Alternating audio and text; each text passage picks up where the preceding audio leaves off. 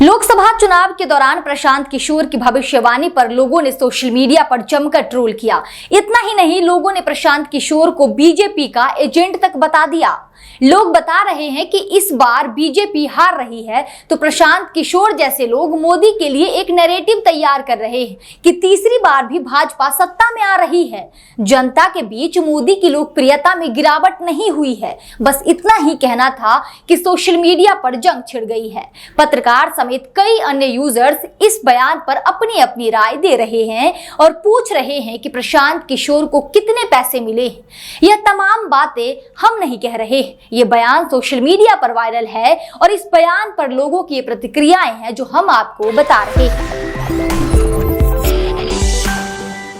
लोकसभा चुनाव के लिए 5 चरणों की वोटिंग हो चुकी है। अभी 2 चरणों की वोटिंग बाकी है और फिर 4 जून को पता चल जाएगा कि देश में किसकी सरकार बनेगी। एक और भाजपा लोकसभा चुनाव में 400 पार का दावा कर रही है, वहीं विपक्ष अपनी जीत का दावा कर रहा है। इस बीच चुनावी राजनीतिकार प्रशांत किशोर की सियासी भविष्यवाणी सामने आ गई है।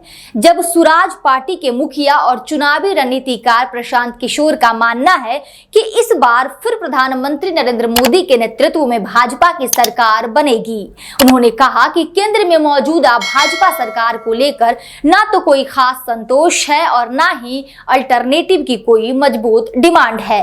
लोकसभा चुनाव को लेकर राजनीतिक विश्लेषक योगेंद्र यादव ने बड़ा दावा किया। योगेंद्र यादव ने कहा, बीजेपी की 272 सीटें नहीं मिल रही हैं। गौर कीजिएगा, 272 सीटें बीजेपी को इस बार नहीं मिल रही है। इस चुनाव में बीजेपी को 50 से ज्यादा सीटों का नुकसान होता दिख रहा है।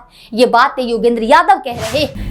एक इंटरव्यू में योगेंद्र यादव ने कहा, अपने 35 साल के तजुर्बे के आधार पर कह रहा हूं कि बीजेपी की 272 सीटें कतई नहीं आ रही है। बीजेपी को कम से कम 50 सीटों का नुकसान दिख रहा है। योगेंद्र यादव ने इस दौरान प्रशांत किशोर के दावों का भी जिक्र किया। योगेंद्र यादव ने कहा, मैंने आमतौर पर देखा है कि प्रशांत किशोर अपने राजनीतिक रुझानों को अलग रखकर मूल्यांकन करते हैं। मैंने देखा है कि उन्होंने कहा है कि मोदी जी की छवि में टेंट लगा है, राम मंदिर उस तरह का मुद्दा नहीं है। वे कह रहे हैं कि बीजेपी के खिलाफ एक तरह की एंटी इनकम्बेंसी है, लेकिन बीजेपी की सीट 303 से बढ़ेगी। लेकिन ये बात तर्कसंगत नहीं लगती। प्रशांत किशोर के इस बयान पर लोगों की क्या प्रतिक्रिया है वो भी मैं आपको पढ़कर बता रही हूँ। प्रशांत किशोर के इस बयान पर वरिष्ठ पत्रकार प्रशांत टंडन लिखते हैं कि 5वां चरण आते आते CSDS के संजय कुमार की सांस फूल गई। 400 पार से 272 से नीचे आ गए।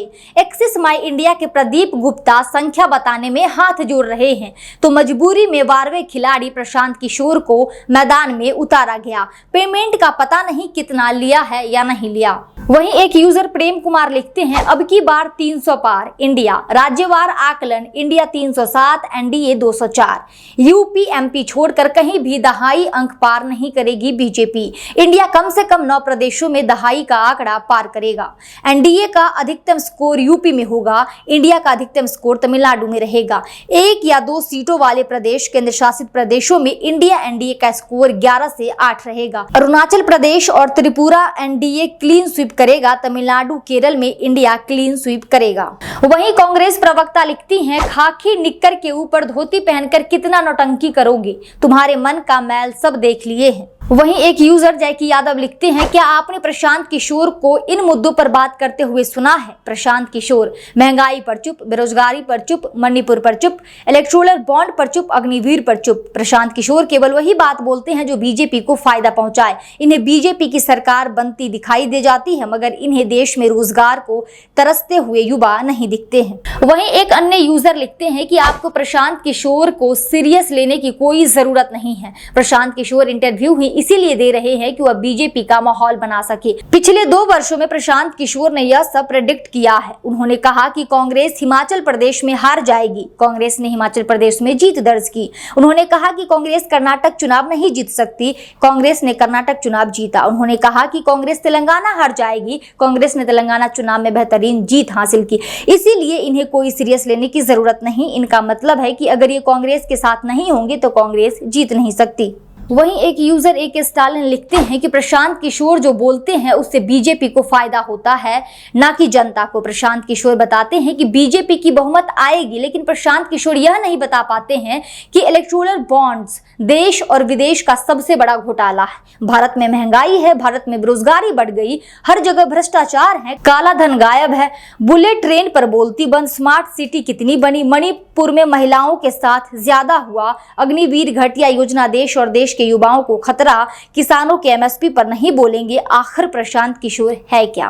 वहीं एक यूजर हैं डॉक्टर सूरज कुमार यादव मंडल, वो लिखते हैं कि खुली आंखों से यह सपना नहीं है, प्रशांत किशोर हवा में नहीं बोल रहा है, यह ईवीएम के बड़े घोटाले की साजिश का हिस्सा है।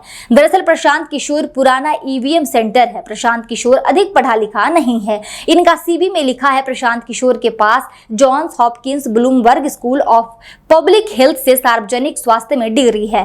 पहली बात तो यह कोई डिग्री नहीं है बल्कि डिप्लोमा हो सकता है, पर इसका चुनाव प्रबंधन और विशेष रूप से सार्वजनिक नीति, राजनीति विज्ञान या डेटा विश्लेषण से संबंधित क्षेत्रों से कोई खास लेना देना नहीं है। फिर प्रशांत किशोर के इस बयान का क्या मतलब है? यह भाजपा पार्टी, आरएसएस, अडानी, मोदी की ईवीएम सरकार की रची बड़ी साजिश है, क्योंकि यह अडानी का स्लीपर सेल है। सावधान रहे, सतर्क रहे। जय संविधान। तो अभी आपने देखा कि प्रशांत किशोर के इस बयान पे उन्हें ट्रोल भी किया गया और लोग अपनी अपनी राय और प्रतिक्रिया इस पर दे रही थी। इस बयान पे आपकी क्या राय है? कमेंट बॉक्स के माध्यम से जरूर बताएं।